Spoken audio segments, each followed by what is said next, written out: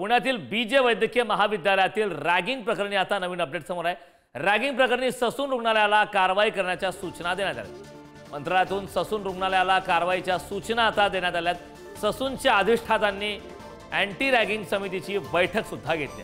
4 पैकी 3 विद्यार्थ्यांचं निलंबन करण्यात आलंय। वसतिगृह सोडण्याचे सुद्धा आदेश यावेळी देण्यात आले।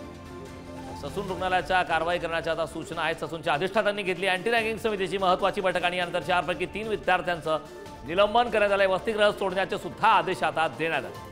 पुण्यातील बीजे वैद्यकीय महाविद्यालयातील रॅगिंग प्रकरणी आता नवीन अपडेट समोर आलेली आहे।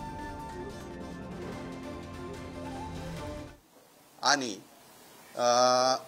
काल पण चौकशी समितीची चौकशी चालू होती। त्यामध्ये आपण सविस्तर जे तक्रारदार आहेत, आई ज्या कनिष्ठ निवासीची, त्यांचं आपण सगळं म्हणणं ऐकून घेतलं। बाकी नंतर जे JR1 आहेत डॉक्टर्स, तर 4 JR1 डॉक्टरांचं पण आपण काय काय म्हणणं आहे ते ऐकून घेतलं। आणि ज्यांच्या विरुद्ध तक्रार आहे त्यांची पण काल उशिरापर्यंत चौकशी चालू होती। आता आज पण आपण चौकशी समितीची बैठक ठेवलेली आहे। 11 वाजता आपण बैठक कॉल केलेली आहे। ह्या बैठकीमध्ये जवळजवळ 15 ते 20 मेंबर्स आहेत आणि सगळे मेंबर्सला आपण बोलवलेलं आहे। वय साधारण किती आहे ज्यांची तक्रार आहे त्यांची आणि ज्यांच्या आता तक्रार आहे त्यांची? वय साधारणतः म्हणजे काय ते 1 वर्ष ज्युनियर सिनियरच आहेत। म्हणजे जे असतं सगळ्यात जे ज्युनियर मोस्ट आहेत त्यांची तक्रार आहे, त्या मुलाची तक्रार आहे आणि त्यांचे 1 वर्षांनी वरिष्ठ असलेले ते आहेत।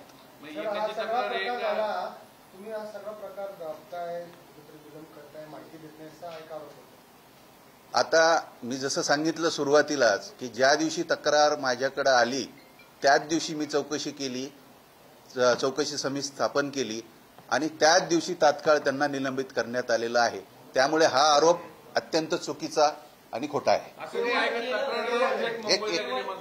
केवळ निलंबनाचीच कारवाई याच्यावरती होणार आहे का? कायदेशीर कारवाई याच्यावरती काय होऊ शकते का? अशा प्रकारची काय आता हो, अँटी रॅगिंग कायद्याच्या चौकटीमध्ये काही प्रोव्हिजन्स आहेत। जसं त्याचं स्वरूप असेल रॅगिंगचं, म्हणजे काय बाबा फक्त बोललेत, फिजिकल केली किंवा अजून काय आहे, त्यानुसार त्याच्यामध्ये जे काही प्रावधान आहेत आणि जे आपल्याला याच्यामध्ये पुराव्यानिशी सापडेल त्याप्रमाणे त्यांच्यावर कडक कारवाई केली जाईल। कोणालाही याच्यामध्ये सोडलं जाणार नाही। जे दोषी असतील त्यांच्यावर कडक कारवाई करण्यात येईल। अहवाल कधीपर्यंत येणं अपेक्षित आहे? अहवाल कसं आहे की याच्या गाईडलाईन्स आहेत। तुम्हाला तक्रार प्राप्त झाल्यानंतर साधारणतः 7 दिवसाच्या आत चौकशी पूर्ण करून अहवाल द्यायचा असतो। सर, हा नेमका घटनाक्रम काय आहे? कधीची घटना आहे? घटनाक्रम सांगा। घटनाक्रम म्हणजे सोमवारी आम्हाला तक्रार प्राप्त झालेली आहे। घटना कधी झाली? नाही, घटना म्हणजे कसं आहे की त्यात त्यांनी तक्रार दिलेली आहे, आपण त्याची पूर्ण चौकशी करतोय। चौकशी केल्यानंतर